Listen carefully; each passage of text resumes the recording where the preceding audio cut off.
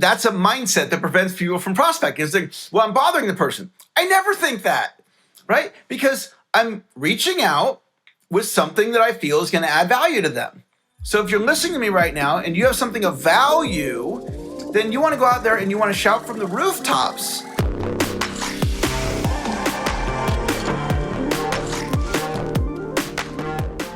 Hi everybody, this is Jason Mark Campbell. Welcome back to the Selling with Love podcast. I have a sales training expert with me today, and we're going to talk about an aspect of sales that most people have resistance with, yet is one of the most powerful ways to make sure you never go hungry and you can always grow your business because you have a constant flow of leads coming in.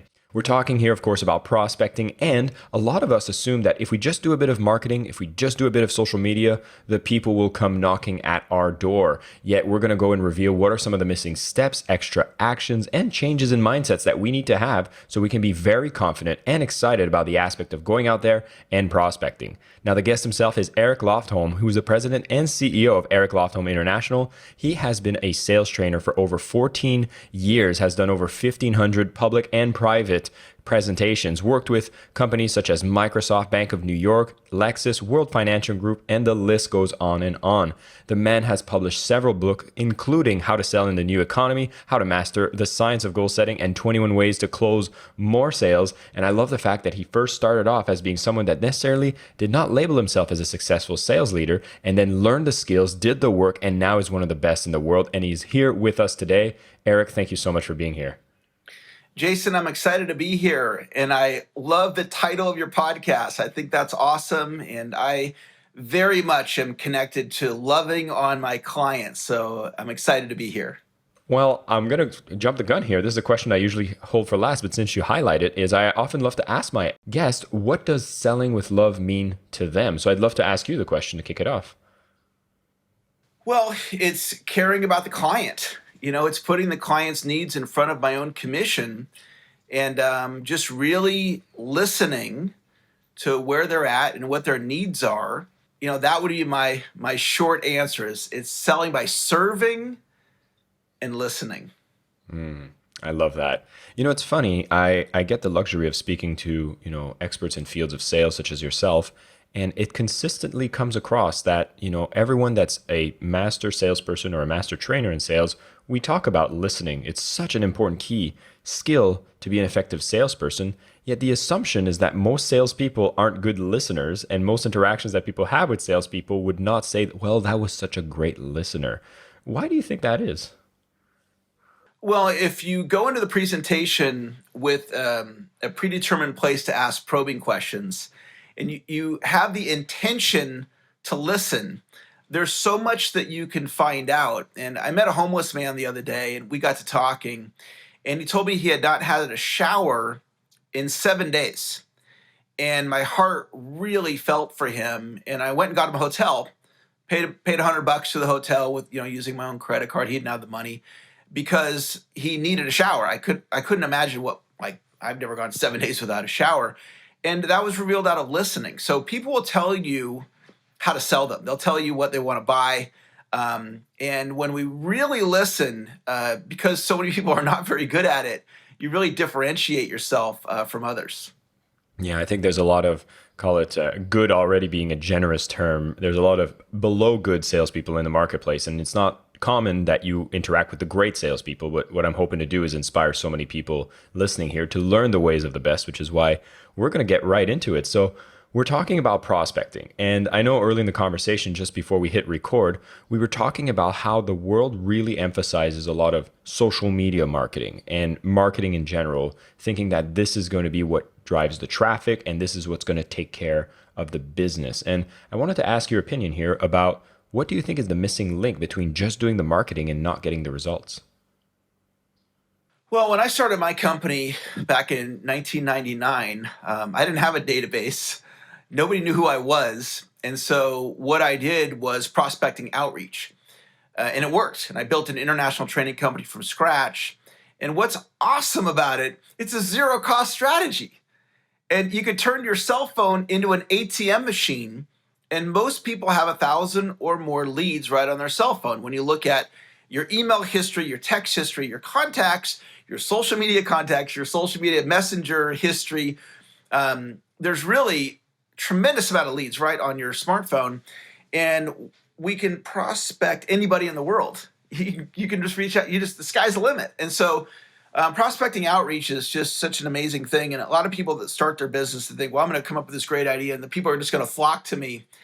Most of my business that I've got in my career, I've gone out and got it. It didn't fall into my lap. So for those that have that awesome marketing in place, that's awesome. But if you don't, do what I do and just go out and get the business. I was going to say, prospecting seems like one of those low-hanging fruits, something we can immediately put into action, yet is one of those activities that seems to come up with the most amount of resistance. Like, people don't like it, they resist it, and they often might not even see the value in it. Why do you think that is, and what is that mental shift we have to overcome when it comes to prospecting? Well, it's really psychological, and it comes down to fear. I remember in 8th grade asking this girl out to a dance, and she said yes, and I was so happy. And then a couple days later, before the dance, one of her friends came up to me and said, so-and-so doesn't want to go with you anymore. And it was like, ugh, it's like a shot to the heart, right? And it was so painful. I did not ask a girl out on a date all through high school because of the thought of that pain. So when we think about prospecting, it's the thought of rejection. And the reality is this, I teach the rhythm of prospecting is no, no, no, no, no, no, yes. In other words, you reach out, it's a no, another person, and eventually we get the yes. So if you're afraid of rejection and you're clear, I'm going to be getting rejected all day long, like a lot of people have to like psych themselves up to go and prospect to deal with that whole mindset. And so what I do, and I've been doing this for decades now, done thousands and thousands and thousands of cold calls and so forth, is I flipped the script and I came up with a new way of thinking about it that allows beginners who are afraid of prospecting, uncomfortable with prospecting, to in a very short amount of time become comfortable in prospecting. And here's really what it comes down to. It comes down to, what do we make it mean when we prospect? So I think here's what most people make it mean. It's win-lose. If I prospect and I don't get the appointment, I lose. If I prospect and I get the appointment, I win. And the problem with win-lose is the majority of the prospecting you do is going to be lose. So it's like all day long, lose, lose, lose, lose, win, lose, lose, lose. I don't look at it like that. My mindset is, when I prospect, I win. And when I book the appointment, I double win. I win no matter what. So what's going on for me energetically is I'm just winning all day long. And I'm prospecting just like somebody else, but I've trained myself to be my number one cheerleader. Many people, their declaration is, I am my harshest critic. So I'm cheerleading, they're criticizing themselves, they're win-lose, I'm win-win. And so that shift, that's a multi-million-dollar idea if somebody really takes to heart what it is that I just said. Oh, I understand how powerful it is. And you said something I want to kind of poke at here, because I remember when I first got into a proper sales role, like I was an inside sales agent, which meant I had a list of leads, had to call them. And at the beginning, terrified, right? Like I remember the first call, sweating, shaking, with a trembling voice, just having the other person, after making my initial introduction, just saying thank you and hanging up, thinking that this was going to be the worst death of my life. Then obviously did a lot of calls, and I had support. Like the sales manager came in the moment that call happened, gave me that support. We were a couple sales agents together. We could hype each other up, and having that moral support to remind ourselves that every time you make the call, even if they don't answer, even if they say no, it's a win. Like that shift in mindset is huge. But it was also very valuable knowing that I had an ecosystem that was constantly supporting me, reminding me why I was doing it, and keeping me motivated. Which brings me to this ultimate question, which is, what are things we can put in place to have that, emotional support that we want, that energetic support, if you're particularly doing it alone? You're like on your own business, you're just getting started. What are some of the tools we could have so that we don't feel like we're alone and we're losing, and we consistently remind ourselves that we are on a winning streak? Well, I'll give you two things that have worked for me. And the first one is, when I launched, I was 28 years old. I'm 51 now. And I had a vision that I was going to become the Zig Ziglar of my generation. And I planted my flag with sales training, and I said, this is what I'm going to do with my career. And I look at it like this. It's the tortoise and the hare. Slow and steady wins the race. So I'm 51. I still have a 20 plus year career in front of me. So I've always been a long-term thinker. I've always thought in decades since I've had my business. And so I'm building something compelling, exciting, amazing, awesome that I'm excited about. So that's my first tip. My second tip is, as I got going through the years, I learned about morning routines. And so I created a 4 to 12 minute morning routine where I'm working on my declarations, which is kind of like affirmations, but the difference is an affirmation to me is just something you say. A declaration is something you live. So if I say, I'm a master prospector and I'm affirming that, okay, if you're being it, it's a declaration. If you're affirming it, it's an affirmation. So I've got a list of I am statements, my declarations. I have a list of my short-term goals. I have a list of things that remind me that I'm successful. And then I do some mirror work. And I just spend 4 to 12 minutes a day, because what you put into your brain, we all know that matters. So the question is, what are you doing intentionally to start off your day? And most people, they check their email, they check social media, and a lot of times social media is negative. Email might be negative. You got a cancellation of a key appointment. All of a sudden, it's like, oh, my state's down. So I'm pretty darn consistent starting off my day, putting myself in a great mindset, have a long-term vision, and I go out there and I get after it. I love that. So if I understand this correctly, is number one, just making sure that we have a long-term goal, that we're very clear on what we do, and that gives us the motivation to get up and do the work, knowing that we're going towards a pace that could be slow and steady, but that's the way to win the race. And remembering that starts with the little actions that we do right now, which is going out there and doing the prospecting if that is what you said you were going to do. And also having these habits that actually support you, because being in a sales position, I mean, it can be an emotional roller coaster. So you need to be having the foundation. So you have the right habits that are going to support you to go forward. I wanted to get into some of the nitty gritty, right? So if I'm listening to this, I'm like, all right, I love what Eric said. Like every time I go out and reach out, it is a win. I'm ready to go. I have a product or service. I have an offer. Maybe I'm a consultant. Maybe I'm a coach. Maybe I'm a small business and I want to reach more people. I'm ready to go prospecting. Am I just like messaging everybody saying, buy my stuff, buy my stuff? Like, what would be some of the initial tips you would give for people that are going to start prospecting and want to reach out to people? Well, it starts with the sales model. So I've got my lead and I'm going to reach out. What's the initial messaging? And then what am I guiding them to? So I call this stage selling. Stage selling means sell to the next step.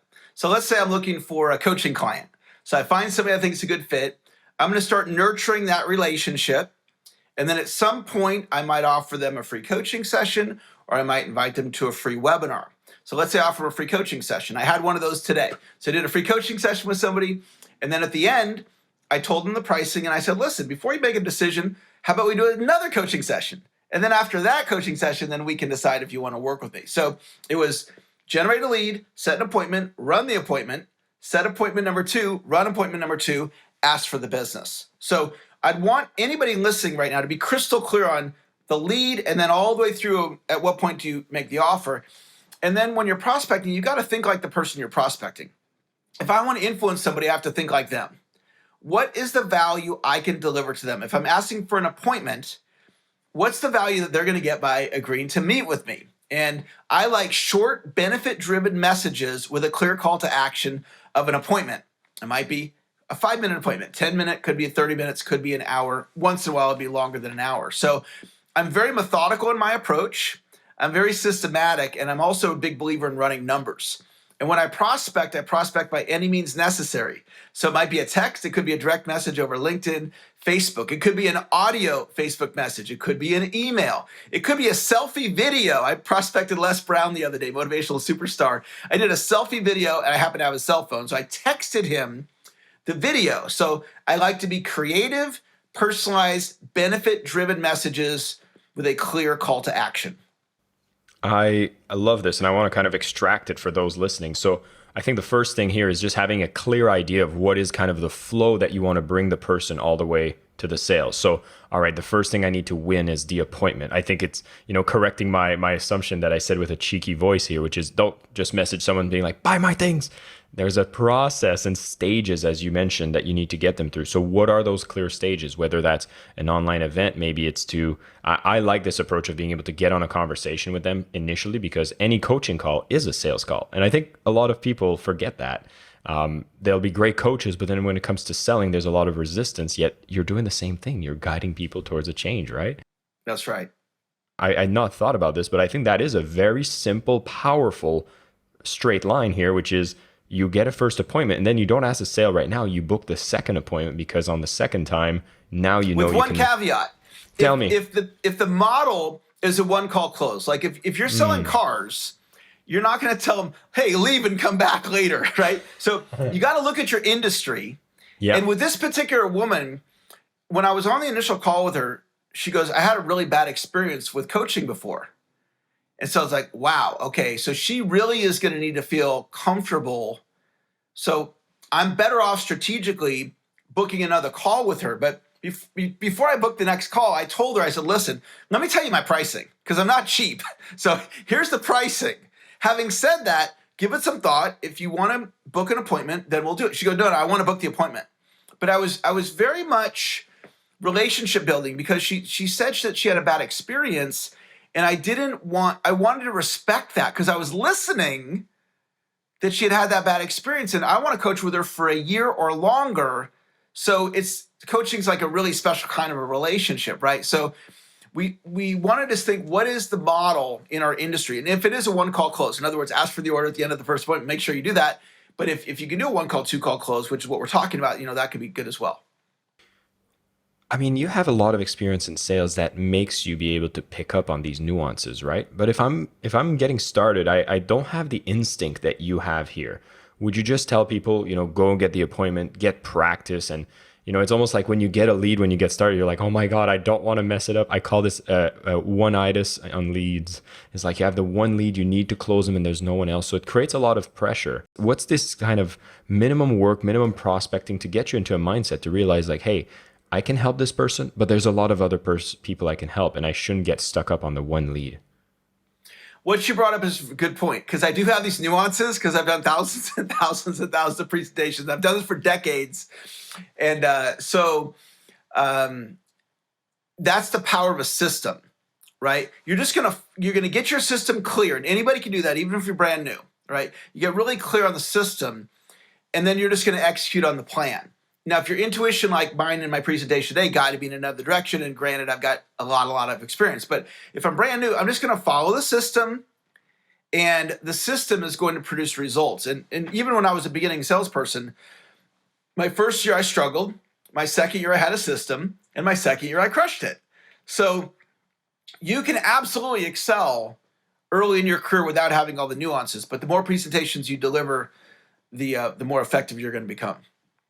I love it. And so we want to make sure people are action biased here. And I love that we're going to have at least a clear system, booking the first appointments when you reach out to people, coming up with clear offer of value. So people, when you prospect to them, you're going with a give mentality. That's the key thing. Now, I know this will vary per industry, but I'd love to get your thoughts on this, because there's some, I've seen some people say when you go prospecting, everyone can be a buyer. So go out there and reach out to everyone, versus being so clear on your niche that you just go and find very select people that match exactly the type of people you want to work with.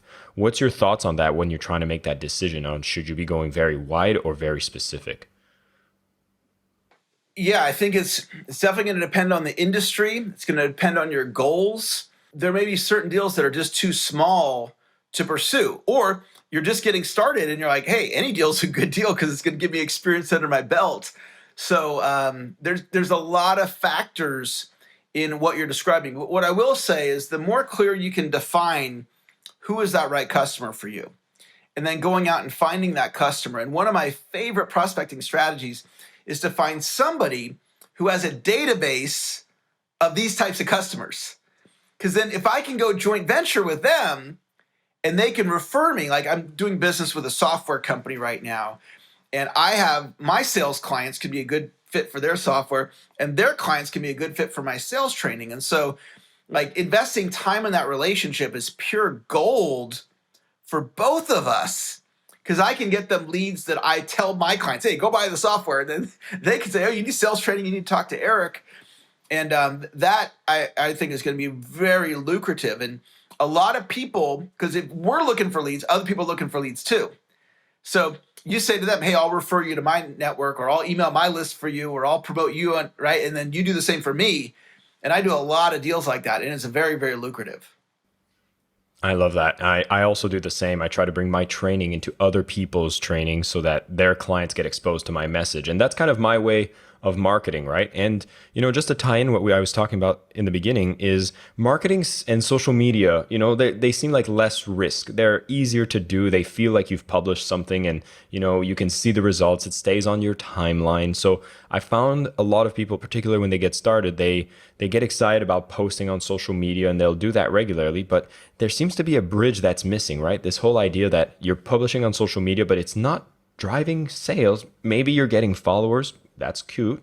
Maybe you're having people liking the message and the post. That's nice, but that's not money coming in.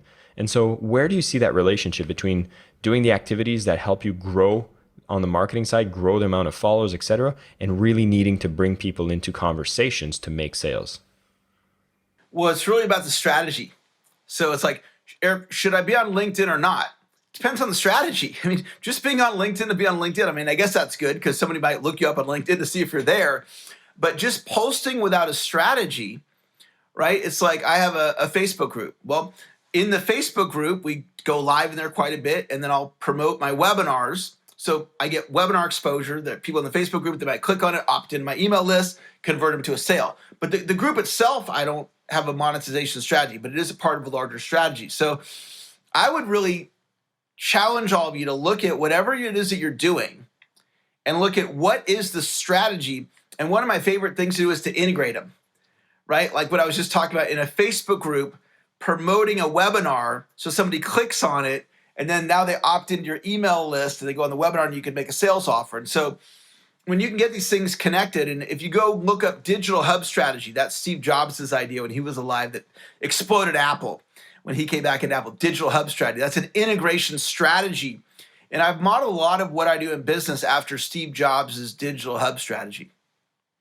I was going to ask you one of these things as well. You actually wrote the book on how to sell in the new economy. Now, this book actually came out a few years ago.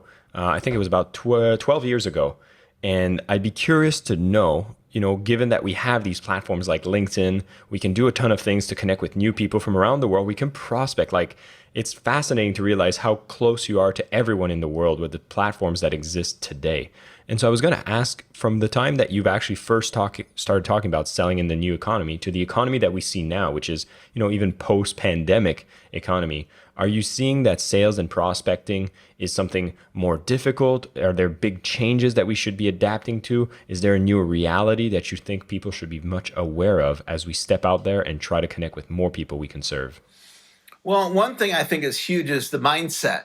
And there's a lot of people of my generation. So I'm 51. People 51 like me or older. A lot of people are like, I don't do technology. I'm not good with technology. I'm not good at the Facebook thing. And you don't have to be good at technology anymore. It's not like we're writing computer code. If you can send an email nowadays, you can do technology, okay? It's just click, it's nothing. It's simple. Anybody can do it. So the mindset of embracing it is really important. And the access is totally different than it was 20 years ago, because 20 years ago, you couldn't send an audio direct message over Facebook to a CEO. And now you can. And one time I wanted to get to NBA Hall of Famer Rick Barry. He's the guy that used to do the underhand free throws. He's one of the best NBA players of all time. And my son at the time was really into basketball. And I wanted Rick Barry to coach my son in basketball. So I sent him a message over Facebook Messenger. We weren't even friends. And I'm thinking to myself, there's no way Rick Barry's going to respond. He never heard of me. I'm something in the sales training world, but I don't mean anything to him in the sports world. I sent him a direct message over Facebook. He responded back. My son and I flew to Colorado. We spent 3 hours with Rick Barry for free, and he was teaching my son all about basketball. Without social media, that never would have happened. So you can get to anybody And a lot of these folks, they're checking their own messages. Not everybody, but a lot of them are. So, and just the number of messages we can send between texting. If you think about cold calling, you can only call so many people.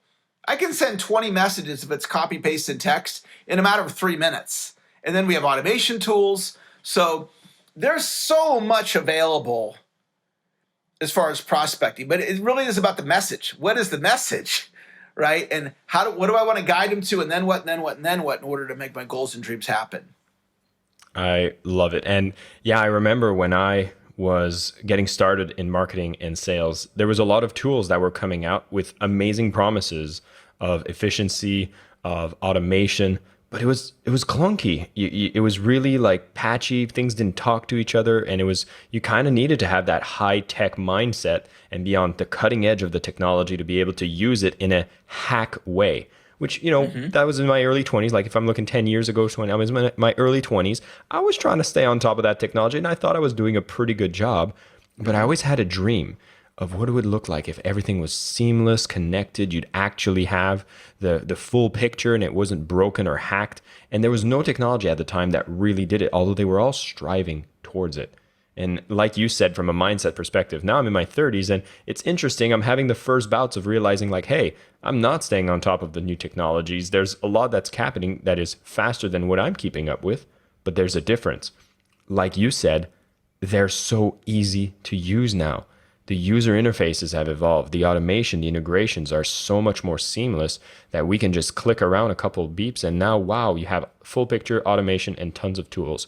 So I think prospecting is an exciting thing. I love these social media platforms that have evolved into a way that we can reach people we never thought possible. And I'm so glad you were able to connect and have that free basketball lesson. But that's a testament to what it's like. I think people imagine that if we're going prospecting, we're bothering a bunch of people and they want to hear nothing about it. But you speak about making sure that message is clear and we're presenting some value.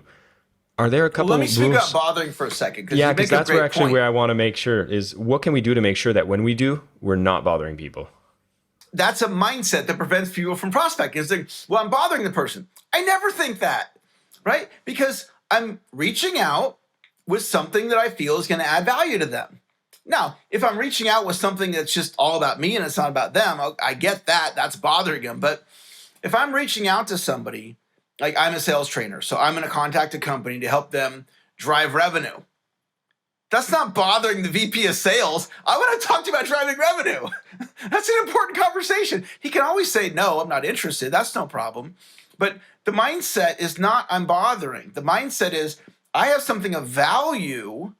So if you're listening to me right now and you have something of value, then you want to go out there and you want to shout from the rooftops.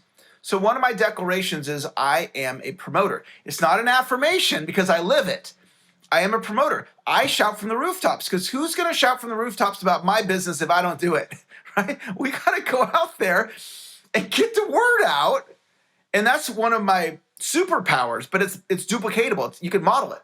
Anybody could go shout from the rooftops if they were truly committed. So we're not bothering. I have something of value. This is going to help somebody. They could say no. I win no matter what. And let's, rock and roll. Like these concepts, they really can take your business to the next level, and go back and listen. If you like the podcast today, go listen to it a couple of times to put what I'm teaching you into the subconscious mind so you can benefit from all my years of experience because this stuff really works.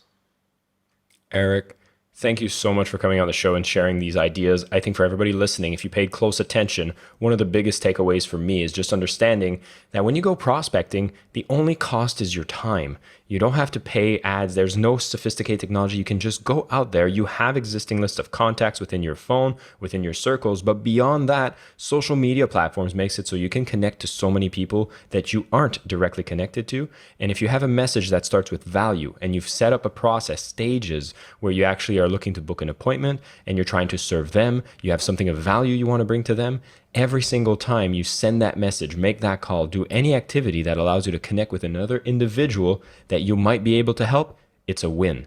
If the appointments get scheduled, it's a win-win, as Eric was mentioning, as you're working people towards a system. And I love the honesty that Eric shared that on the first year, yeah, maybe the system isn't there, but you keep working on it. And since you've listened to this, maybe you'll realize how important it is to put the system in place.